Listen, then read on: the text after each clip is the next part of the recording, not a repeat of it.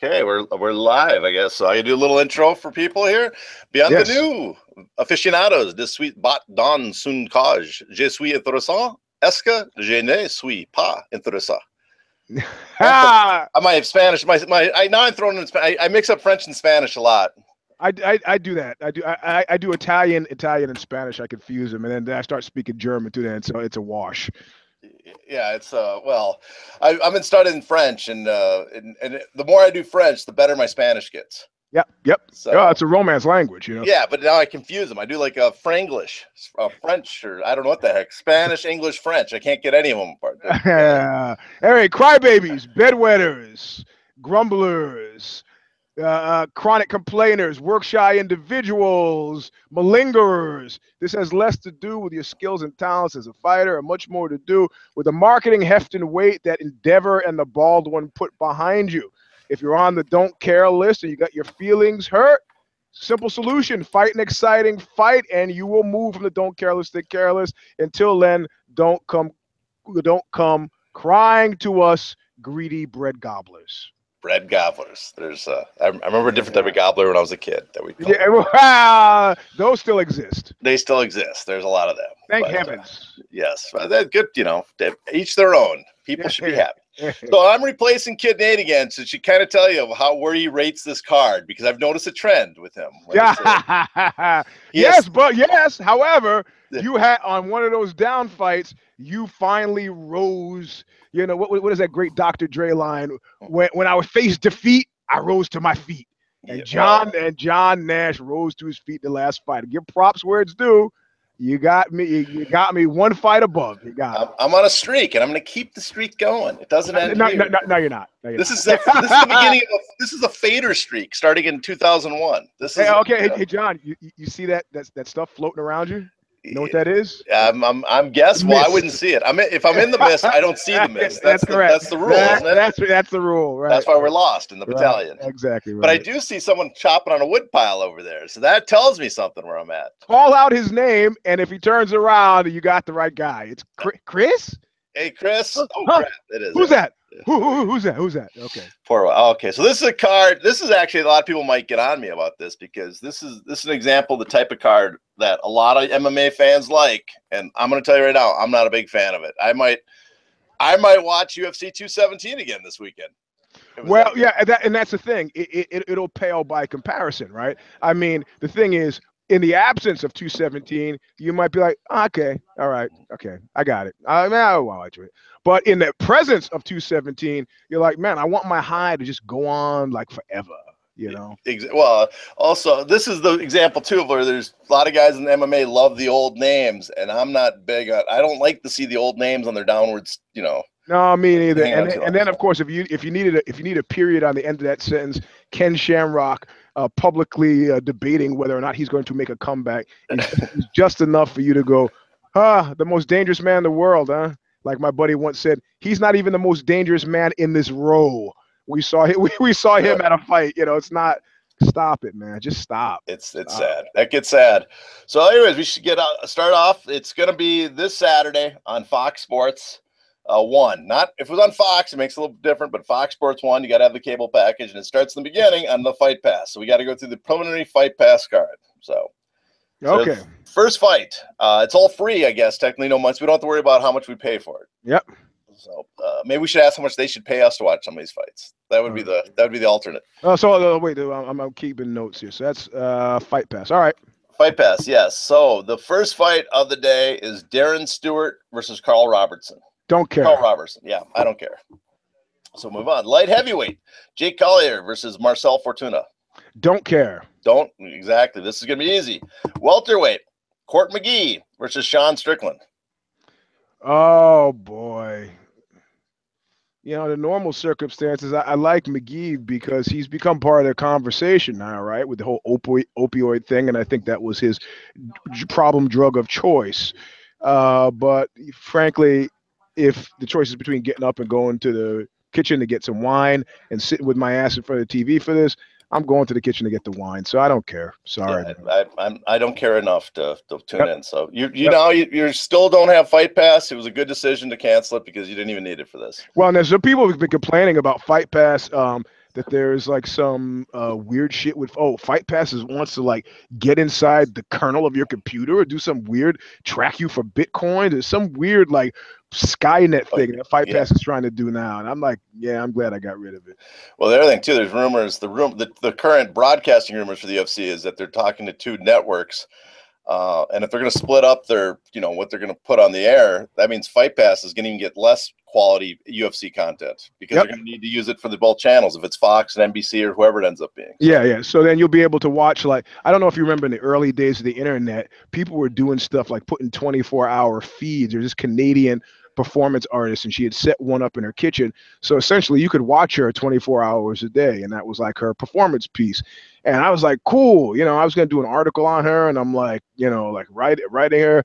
And then I guess I should really watch the show because conceptually I like the idea.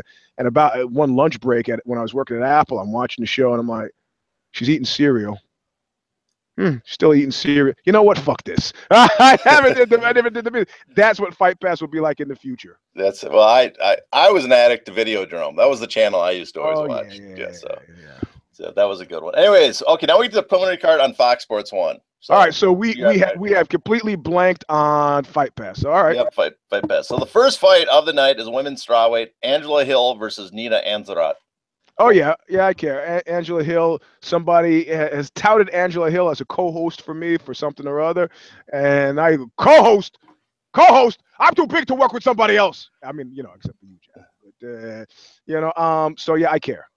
Okay, that's now we'll go to the pick in a second, but I think we think alike because I care about this fight too. Our taste might be the same. This is a fight I care about. So who are you picking? It's Angela Hill versus who again? It's Nina Ansaroff.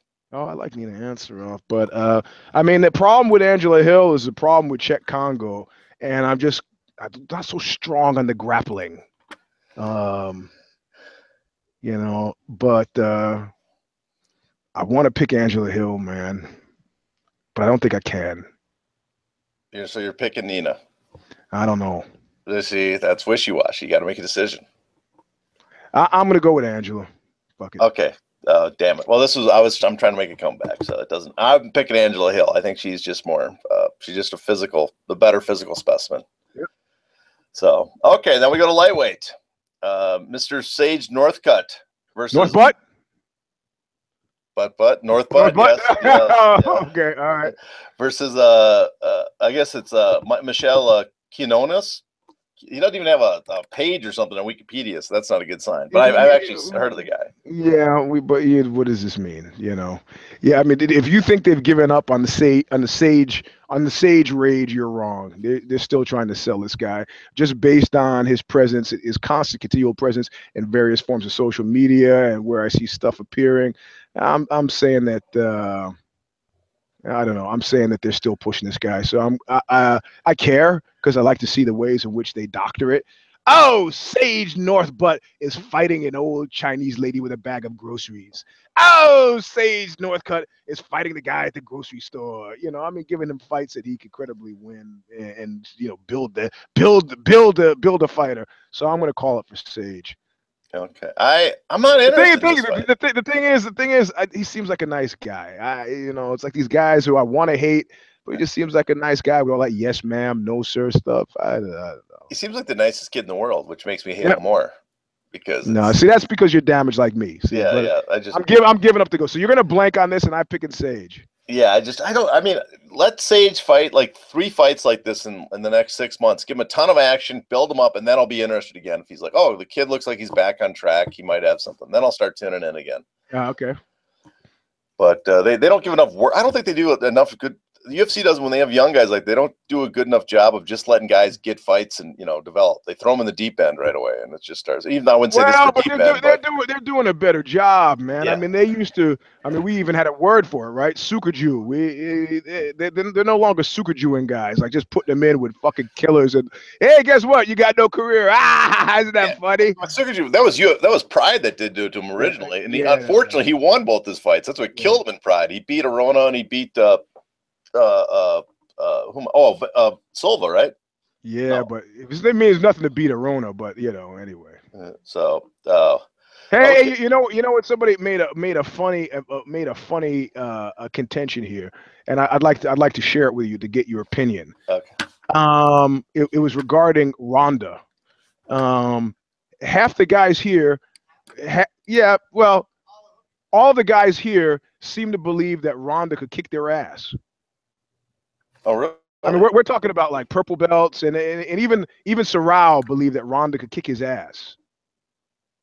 Uh, Does it seem likely to you? Maybe grappling. I think I would have trouble with her because my shoulders are effed up, so I can't punch anymore, and my grappling's not nearly in her. She'd kill me on the grappling end if I didn't. I outweigh her, so I could probably if I hit her once, I would be in a serious advantage. Let's put on the striking end.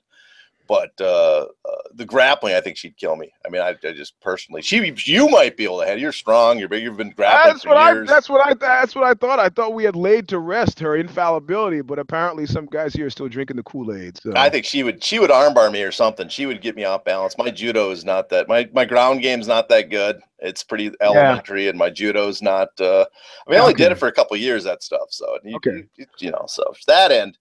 But weight strength wise, if it stays standing, I think I have a decent shot. Although again, and also there's no benefit in any grappling with me. There's no way.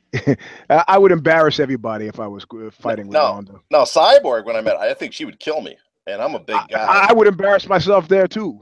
Yeah, she would absolutely kill me, Cyborg, standing. No, I'm not talking about fighting. I get in the clinch. Yeah, I'm like, Are you pulling James Toback? Is that what you're saying? You're James Toback them? Is that? Well, if you do, you know what nobody talks about. You know what? Actually, I'm gonna get in trouble for saying this, but I think that you can't harass up, right? Because they just fire you, right? It's like if you're a boss, if your CEO is a woman, and you go say, hey babe, hey, maybe you and me could. If you make a pass at your female boss, she will just fire you, right? Mm-hmm. Right? Yeah. Okay. But this is the thing of the fight business. You're in a match. This is a good strategy. If this could work against men too. If you just creep the hell out of your opponent, how much can you set them up to get into a submission? That they're just uncomfortable with your creepiness, that they're thinking you're enjoying them grappling too much. Well, there are a couple of guys, professional fighters who fought in the UFC whose names I won't mention right now, Darren Oyinoma, who I won't mention his name right now, Bone Crusher, who, like, when he got you in a compromising position, he would start making fuck noises and stuff. So, if you're not used to that, you might get there and be like, yeah. Fortunately, I work out in a pirate ship of a gym, so from guys trying to kiss you, and then other guys Teo putting his finger in your ear, giving you a wet willy. There's a lot of creepy shit that happens, so we're pretty immune to it here. Not a lot of oil checks. Though, you ever do that to you? Yeah. Saurez gave me an oil check on Sunday when we took the class picture. It's like, and I just said, my coach is trying to stick his finger up my butt. Why would he do that?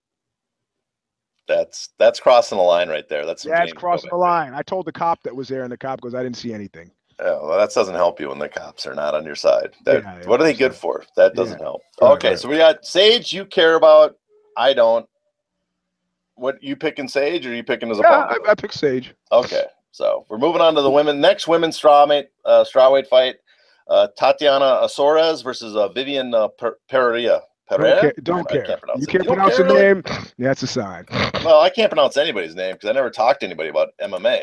So that's my weakness, because everybody in the real world hates the sport but me around here. Yeah, really? Yeah, I have a few people that like it, but casually. My brother really likes it. I'll give that. But but I'm intrigued by this fight slightly. I don't think they're really. Yeah, because they're first of all, they're both. I saw their earlier fights. I saw this Viviane girl's earlier fight, and she won. And she's coming out of, I think, Invicta. They're both have decent records, even though they haven't fought a lot. But women's is pretty shallow. So this is like the winner of this is kind of into the mix type, or one step below into the mix. You've not convinced me, but who's your pick then?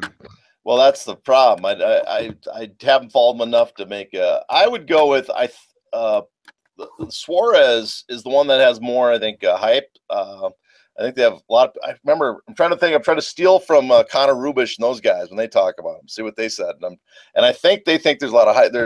She has a lot of talent. So I'm going to go with Saurez. I think she's the prospect of the future. So we're trading off our blanks. All right. Yep. So you Saurez. Okay. All right. Okay. Okay. Now next, the main event of the preliminary card.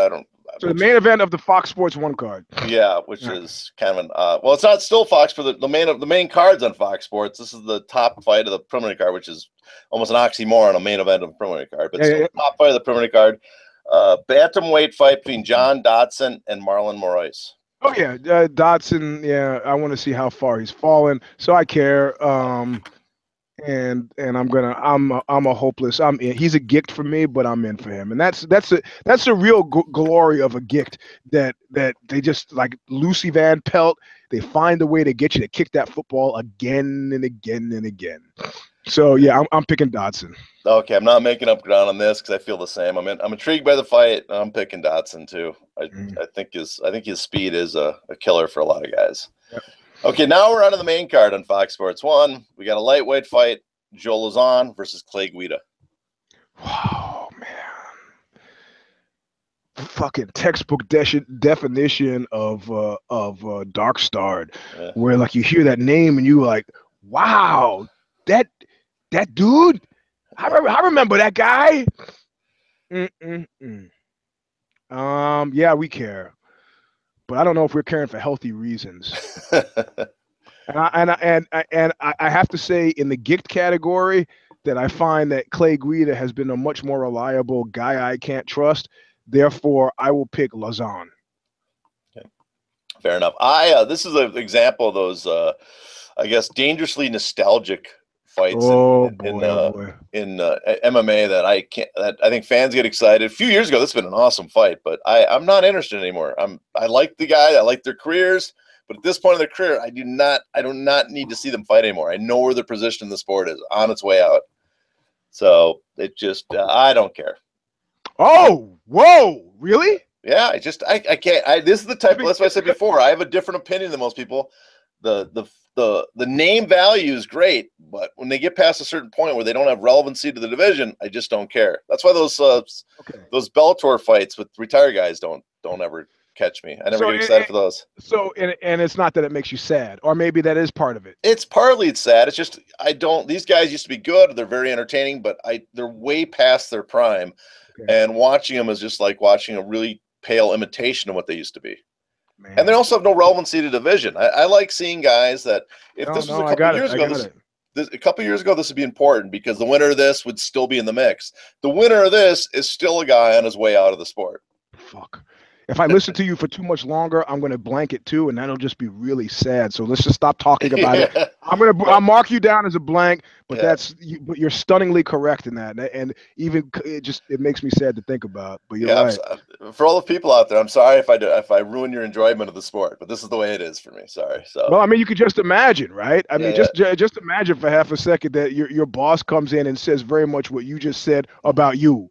Yeah, you know, we really know that you're not going too many places from here, but you know, I'm sorry. I'm not going to do your review this year. I'm not going to give you a raise, and I'm not going to cut your salary. I'm not going to fire you, but let's just not think about it. Well, this is the sad part too about this is these guys, and you probably hear this in the gym from older fighters and trainers and coaches and stuff. I am the oldest guy here, so yeah, but okay, go ahead. Older fight guys, but there's a thing in MMA, kind of like boxing. There's guys that start making good money because they have name value, and they can't leave the sport because they can't get another job that plays anything remotely close, but they can't save because they don't make enough in the sport. Yeah, that's the sad part of these type of fights is like the winner of this is forced to stay in MMA even longer, make more damage to make, so so that's your daily depression, people. So bantamweight, your next fight, daily depression. I guess we didn't share with people. Well, my screensaver. This is my my screensaver, folks, today. I don't know if you recognize that. It's a train tracks going into Auschwitz-Birkenau. So I took that photo, and it matches my mood today. So there you go. He showed me that earlier before. That's why I'm down. That's why I'm so low energy before the show. Because he had to show me that before we started, so I felt bad. Yeah. Anyway, and it's a great day for it too. It's like when I went there, it's the same kind of overcast, cloudy, cold, miserable, anti-life day. No birds singing, nothing going on. Anyway, let's Look on the bright side of things. Okay. From that segue back into fighting. Next fight is a bantamweight Raphael Assuncao versus Matthew Lopez. Let's get this out of the way right now. How do you pronounce that last name? Is it Assuncao or Assuncao? Assuncao. You were very close. Yeah, I'm still bad at that though. But all right, Assuncao, and who else? Oh, Matthew Lopez. I don't give a shit. You don't care about this? No, not really. Really? I care. I think. Why? Well, Raphael is he's been good. You know. Yeah, I like Assuncao. I've liked him before, but against good. Lopez, yeah, but in Lopez is, I believe, coming around like on a 2-fight win streak. He hasn't beat anybody major in the UFC, but he's won 2 in a row, I think.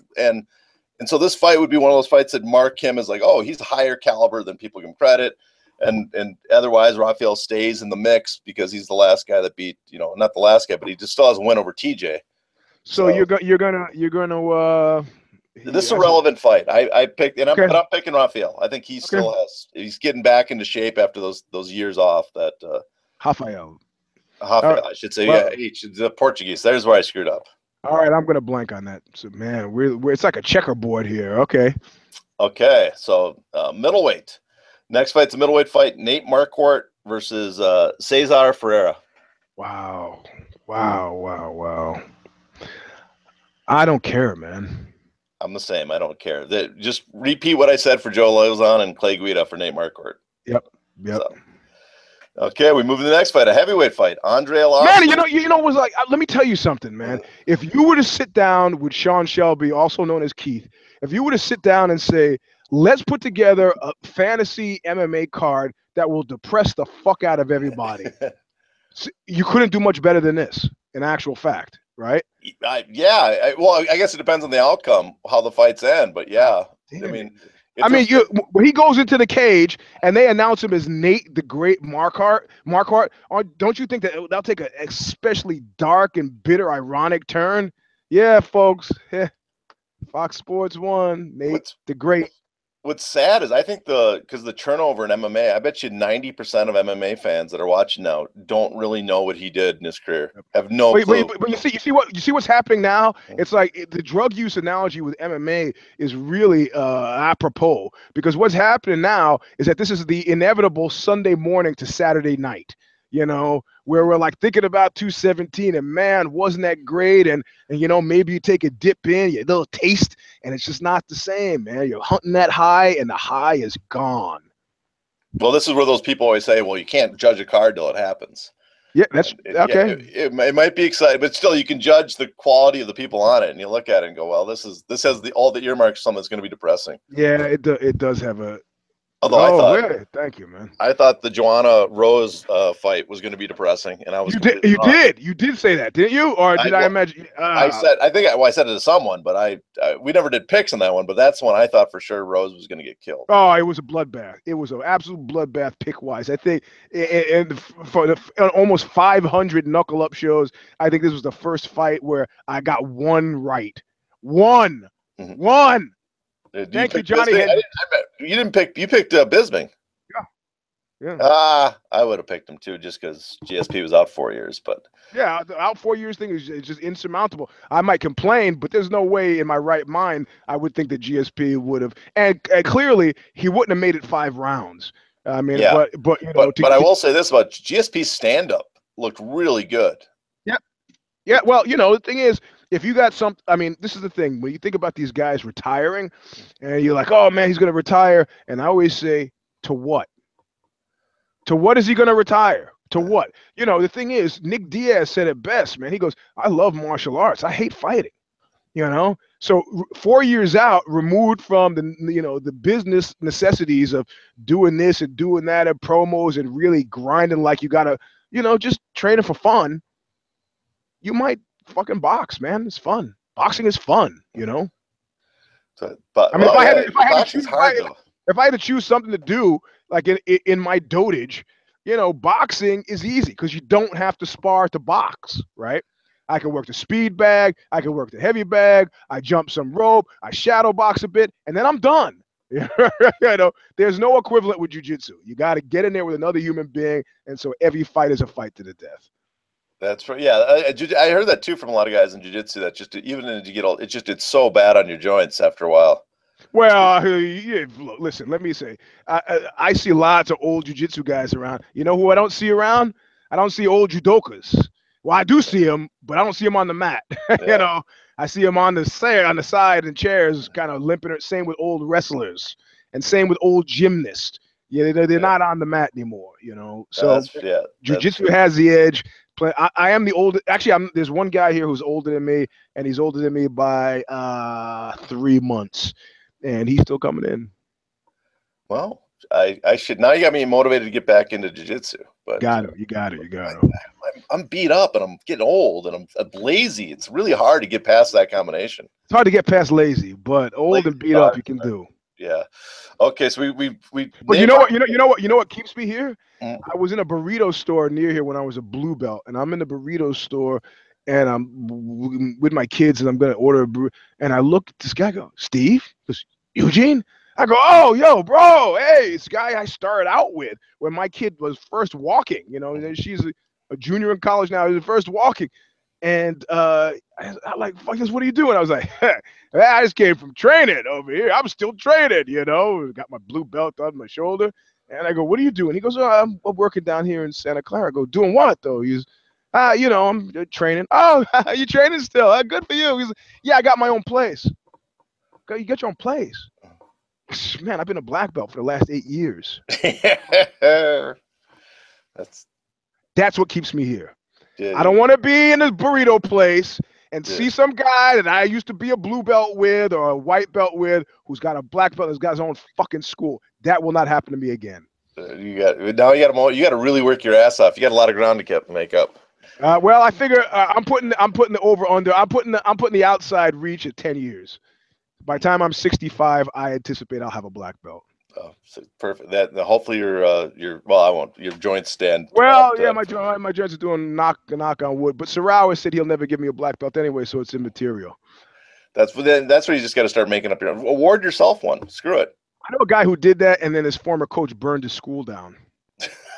People, God, Gracie Jiu-Jitsu, Brazilian Jiu-Jitsu guys, they take it serious. I didn't say it was a Gracie who burned the school down. I just said it was a guy who burned the school. And he says, maybe it was an accident. I go, oh, so the big giant tire that you used to train in accidentally got filled with phone books that were accidentally doused with lighter fluid that accidentally caught flames. I could see how that happens by accident. See, again, my suggestion to you is be like the early UFC guys and start your own martial art. Name it yourself, you know. Knuckle up. That's the technique. And now you can award yourself any belt you want. No one can complain. Like that guy who gave himself a brown belt. He goes, never again with another man stand in judgment of me. It's like, all right, bro. But you can make your own colors up. You can have rainbow colored belts. That could be it's a rainbow. You play the stones every time someone gets awarded a belt. All right, we better get moving on. Yes. The next fight, heavyweight. We got Andrei Arlovski versus Junior Albini. Oh, man. God damn it. No, I don't care.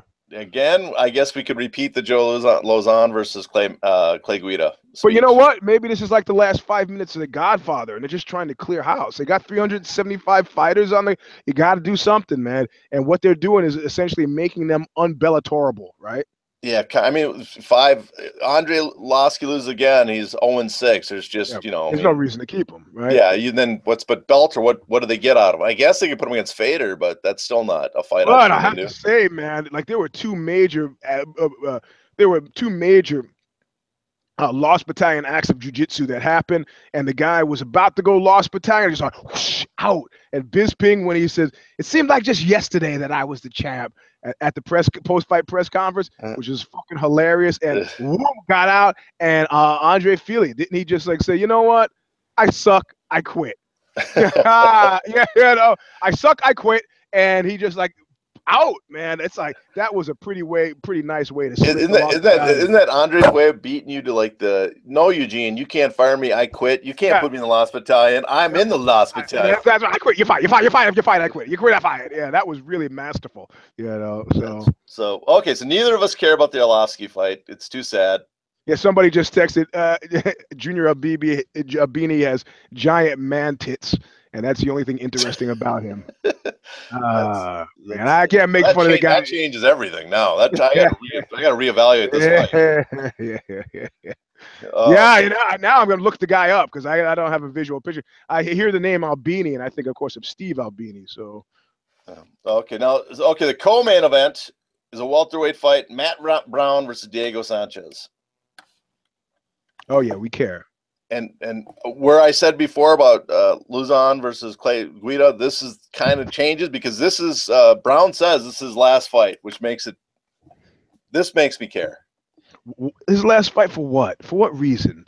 But he's trying to do that same act of jiu-jitsu too, because if it wasn't his last fight, we'd be going, fuck this guy. Why is he still sticking around? The fact that he's like saying it's my last fight, we go, oh fuck, he's not sticking around. He's quit before we could fire him. But it doesn't mean I'm going to pick him in this fight. But but I tell you, man, honest to God, this is not Diego. He digs down deep, and it's not fun, man. No, it's not. When I watch that guy Deontay Wilder beat the fuck out of that cat this week, who's that guy that he beat? Brianne Steern. I can't pronounce his last name. And Steven. Well, he just, man, and I was thankful that there's MMA, because the first time that guy was put down in MMA, that would have been done. And they gave him a 10 count, and they let him stand up 2 more times until they eventually found him knees bent, back through the fucking ropes, head lolling like a on a rampage. Yeah, exactly. This is not a good look, man. This is not. And people were like, okay, showboating was 1-3 because Deontay was showboating. But if you go back to the pre-fight presser where Don King was looking all doddering, you'll see that Steven was saying, "I'm gonna be all over your ass, boy." So the showboating was actually 0-4 on Saturday. If you want to take into account the full measure, because you made him angry. I don't want to make anybody angry. That was I'm not giving too much credit to Wilder in that fight. The opponent didn't show up. So he won't be doing that against Anthony Joshua, but it does set up a mega fight between those two. Yep. Yeah, well, he's got some juice now. So, but for this, all right. Okay, back to this fight. I care because it's Brown's last fight, but you're right. Diego Sanchez is nothing against great career, but he is sad as hell to watch now. He takes tons of abuse in every fight. Every fight, man. Even he wins, he takes tons of abuse. I played rugby for 1.5 years, and then from my street fighting adventures, and I'm worried about fucking the concussion. I've had a couple of concussions and the head damage I've taken. I can't imagine being this guy. I cannot. And the fucked up thing about concussion, the real shitty part about it, it's not like Alzheimer's where you don't know. When you have a concussion, you're not right. It took me going up a staircase is when I finally had to adjust to the fact that I'm not right, because I keep almost missing stairs. It's pretty simple. 1 foot in front of the other, up a stairwell, and I keep stumbling on stairs. How come my brain can't make my foot get to the fucking stair? And then I realized, God damn it, I've been taking serious hits. It's right around the time I quit rugby. It's like, nah, fuck this, man. I can't imagine being Diego. I can't imagine looking at a menu and then having to go like this because, your eyes are not focusing, or sudden, dead spots on the body where your nerves, where you just don't feel any sensation. I mean, I've had a panoply of things connected to my time, both street fighting and when I was doing, fucking MMA, when I was about 40, weird shit, man. Bad vertigo. And that's not like I've taken that many. I mean, I'm no Diego Sanchez. So it's thinking about this guy at home on Sunday. It's not fun, man. So yeah, I care about this fight, but it feels like it feels almost criminal to make a pick, though I will, and I'll pick Diego. I mean, I have probably a lot less damage than you do, even though I played football and I took hits in the eye, and I've been punched a few times where my brain has been rattled, concussions and stuff. But I can't imagine some guys that it's like watching Diego fight, and again, great fighter, but he takes like 6 to 10 head rattlers a fight. I mean, just where you're like, crap, I can't believe you're taking that every fight. So again, it's depressing, but Matt Brown's last fight's intriguing, and I'm going to go with Brown. Actually, I just think Diego at welterweight, it's only 3 rounds. I think Brown will ride him out. for 3 rounds. Okay. Yeah. I just don't give Diego. I had to pick Sanchez because the idea of picking Brown and then Brown actually beating him badly just makes me feel bad. So Although Brown's kind of looked like he's already checked out of the sport in the last couple. So it might be that Brown's checked out, doesn't care. He said he's retired. I wonder what he's going to do. Does he have any? Has he stated any plans? I thought is he getting into? Well, he has a podcast, or is he quit that? I tell you the truth, I have no clue. I'm not even going to guess. I can't remember. He said something he's going to do afterwards, like he has something lined up, which is good, but I don't know what that is. Okay, all right. Okay, then the main event, a lightweight fight between Dustin Poirier and Anthony Pettis. Showtime Pettis. Yeah, I care. Same here. This is a pretty good fight. Not spectacular, not as good as, it's not like a great fight, but it's a damn good fight, solid fight. It's a good fight. I wouldn't if we were doing the charge thing. I have to say I wouldn't pay more than $15 for it, but I would pay for it. $15 you'd pay for this? You think it's too much? Well, I mean, it's just on the scale of economics. It's just that you get it for free. You can't go from something that's technically a free fight. No. I said if it was a pay thing, that's how much I would pay. No, I'm saying, but we know it's a free type caliber fight. I would guess, like if it was on a pay, I would say it's responsible for a couple bucks my Fight Pass subscription that month. I mean, I'm a little more. I'm a little more frugal than you and Nate about what I spend on this stuff. No, I'm pretty fucking frugal, man. You'd be hard pressed to. Anyway, okay. So who you picking? I'm gonna pick Poirier. All right, I agree with you on that one. This one I concur. I'm not convinced about I'm not convinced about Pettis' head. I'm not. He's been off, and I'm just not convinced. So yeah, ever since he lost the lightweight title, he's not been the guy that we thought he was going to be. Yep. And I don't know if it's psychological or if he just is. I think it's psychological. I think it's psychological, man, and that's the kind of shit you can't get over. And again, like slipping it, some guy who, Mike Thomas Brown is a classic example. A guy like, try it. Maybe it's this. Maybe it's that. Maybe it's this. Then I'm going to go to a sports shrink, and then I'm going to get a battery of tests, and then finally just goes, you know what? My body's talking to me. I'm out. So I can't figure out what's wrong, but I'm out. So so you're saying he's got the Chuck Knobloch disease from the Yankees. Can't make the pitch to first, is ruined for life. Yeah. Chuck Knobloch. Yep. Which means garlic in German. Does it? Knobloch. That makes sense. Okay. That's that he's he was good for. Well, we won't get down the baseball path here, but that was even though the World Series just wrapped up a little while ago, it was good. So that's that card. It's on Fight Pass, not Fight Pass, Fox Sports 1. I think it starts at 7 Pacific time, 10 o'clock Eastern. I think that's the start time. I have no start time listed here. So where is it? It's out of Norfolk, Virginia. Okay. All right. Oh, Virginia. Everybody's happy with Virginia today. Yeah, everybody that's on the left is happy with Virginia today. If you're on the right, you're not happy with Virginia. The Trump guy here said, America's backsliding. It's like, stop it, man. Yeah, if you had a friend like Trump, you wouldn't have a friend like Trump. If I texted you as much as Trump tweets the same content, you would mute me. Oh yeah, it's I mean, I know a lot of people that are.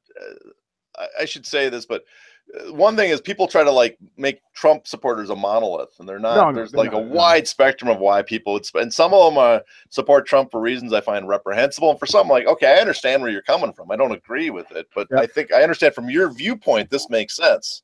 Right. But I mean, I guess you could say it for everything. There's a reason why people supported Mussolini.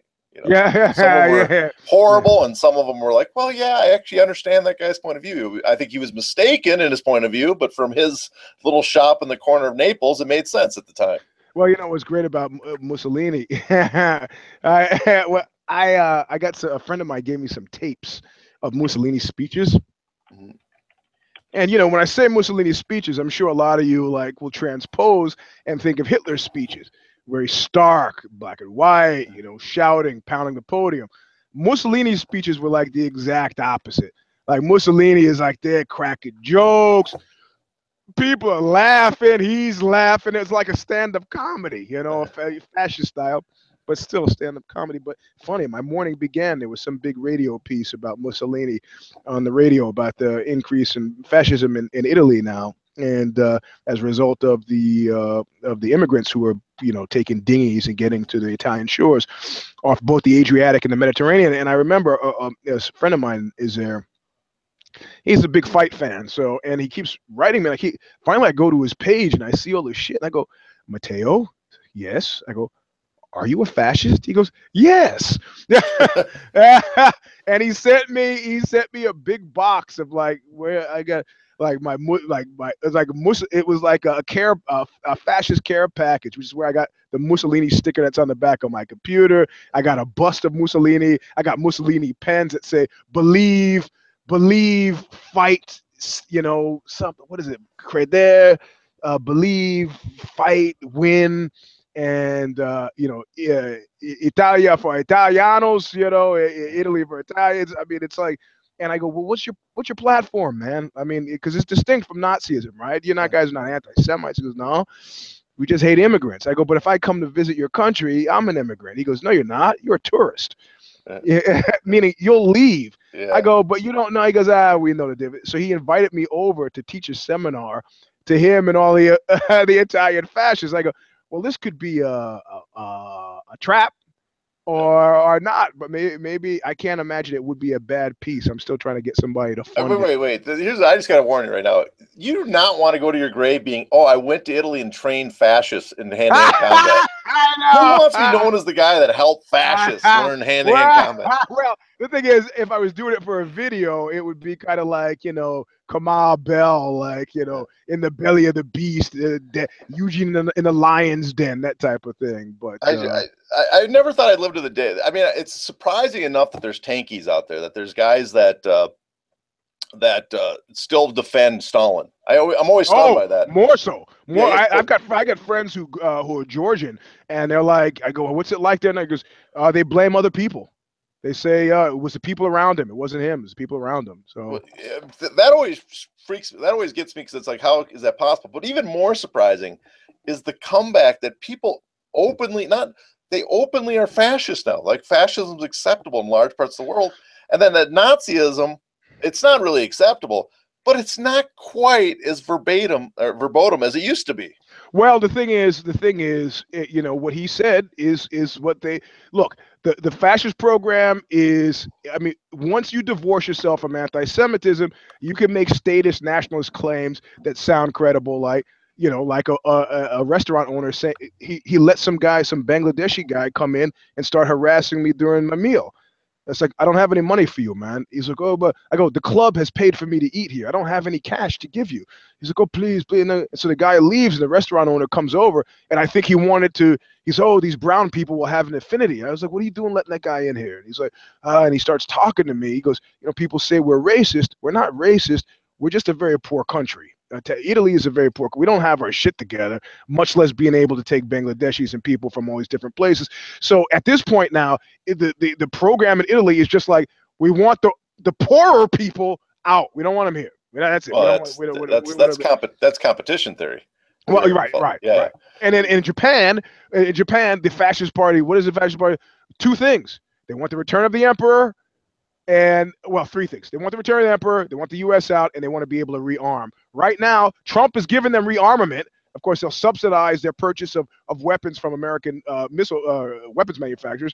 And he doesn't give a fuck about the emperor who doesn't seem very interested. And he'd be just as happy not having an American presence in Japan, which it seems like it's needed now more than ever because of North Korea. So it's like, that's Japanese fascism 2017. I mean, somebody has figured out that biological racism is a non-starter. You know, even the AfD in Germany has figured out, okay, we can be far right. We're just divorced from anti-Semitism, you know, which is, anti-Semitism was a non-starter for them anyway. It was a stupid thing to pursue, you know. I think, honestly, you know, maybe not, but you could say that without that strange hallucinatory anti-Semitism that they pursued. Yes, somebody said, like Christopher Browning from was it Princeton, said every act of murder in the Third Reich was accompanied by an act of theft. That was a lot of people. You stole a lot, you took a lot, you misappropriated a lot of funds. But what you lost by killing all those Jews, it just made it much more difficult to get the war fought, you know. I just want to point out that we probably lost monetization of this video. It's become political talk. Oh, we just really blew it there. I was just gonna say one thing before we get off there about what's going on in the world right now. One thing about, I think you're right. Europe's different though. Europe and Asia, that's the old world. An old world, as much as I kind of think states built on just ethno-nationalism are wrong. Old world, it's so ingrained in their history for thousands of years, their nation state, that I understand why that's so hard to get around. In America, though, in the New World, it's a little different. I just don't. It's I guess I don't view us, even though we have a rebirth of like ethno-nationalism in America, I don't view that as big a problem here as I do in like Europe and stuff. No, because for a simple reason that, look, I forget how old you are, but when I was a kid, the essential character of a country, when I was a kid, and my father would go to Europe and bring back books from Europe, or my mother used to work in college, used to work in the World's Fair and had all this stuff. You would have kiddie cartoon versions of maps of the world, and they had people up in Holland, and they had the tulips and the wooden shoes and the windmills. These were essential characteristics of a country, right? So, and then you pick Spain, they have the bullfights and everything. These large phenotypes that allow you to understand a country. So for people who live there to be able to step outside and feel like the essential character of their country is historically correct for them doesn't seem to be necessarily a bad thing for me. However, if you've been a colonial power, that door swings fucking both ways. Algerians are in France because France made Algeria a fucking colony. You got to pay. You want to play? You got to fucking pay. That's all there is to it, man. Algeria is French. Yeah, right. Yeah, French Algeria, right? So and people in the Netherlands are like, oh, we don't want. Oh, really? Yeah. That's like well, that actually explains why I guess in certain rural areas in America there's probably more of the idea of the ethno-nationalism taking over America, because we're supposed to be a nation of creed. We've not always have been, but for the last century at least we've been a nation of creed, that we don't follow, we're not blood and soil, we believe in certain ideas, and that's what makes you American. But if you go to, like, let's say small town Iowa, where the same families have lived there for 100 years, or small town Pennsylvania, they do have almost an archetype that they view themselves for the last century, who the people of that community were. Yep. And so any change in that's probably very disruptive to those communities. Yeah, and also, if you move to one of those communities, you could be there 60 years. You're still a new kid. I introduced my drummer as like, this is our new drummer. He's been drumming with us since 1996. But and he drummed on the first record. We just had another drummer for the first 5 years, but I still think he's a new guy, right? So it happens. And this is why guys who I came up with don't take me seriously musically speaking. There's a guy, Jack Rabbit, who publishes a magazine called The Big Takeover. And he was introduced to me by a friend of mine in high school. So I've known Jack Rabbit since I was like 15. But he when I was 15 in like 1977, right when I got into punk rock, this guy was already into punk rock. Even though I've been into punk rock since 1977, I'm 55, the guy still treats me like, there's that kid. I played over 1,000 shows. The guy's like, yeah, Eugene, that kid. Maybe you'll learn something about music someday. It's completely fucking hilarious. We should probably quit before we get in trouble and stumble down a path that we're gonna get banned from YouTube on. Yeah. We lost 30 cents on monetization today, so Nate will be happy. But we hadn't said anything objectionable. We're just not pontificating on MMA. We've lost whatever viewers of Care Don't Care. Yeah. Well, they stopped caring. I stopped caring about Care Don't Care. I got to tell you the truth. So, anyways, that's it. I guess Nate will be back next week, hopefully, unless I can't remember. No, is there even a card? There's a card next week, isn't there? I don't know, and I haven't decided whether I'm going to do a knuckle up anyway. So we'll see. Yeah, we had a possible knuckle up. You guys still got your show if the shoes fit and No, if I did it. If I did, God dang it. They're all OJ references, basically. Yeah. Although If the Shoe Fits is also yeah, it's a derivation. Well, I think it was a 1940s movie with that name too. Oh. It's a good movie, but I can't remember. It's based on a Cornel Ward story. So okay, all right. It's worth checking out. So anyways, a lot of stuff. You can check out Eugene. He's got his book. He's got his album, Thin Black Duke. He's got his Twitter handle at Eugene S. Robinson. He's got Instagram for special people, which I'm not. Mr. Sleep 3. Well, you got to send an invite, but you got to have posts. I'm not getting on Instagram. Yeah. I won't do that. Yeah. I'm on Twitter. I got some stuff coming out about the Ollie Act and other stuff. So watch all the other shit on Bloody Elbow. That's in fact, just don't even leave the channel running all day. We need the views. All right, that's it. All right, man. See you people. Take care, Eugene. Later, man. Bye-bye.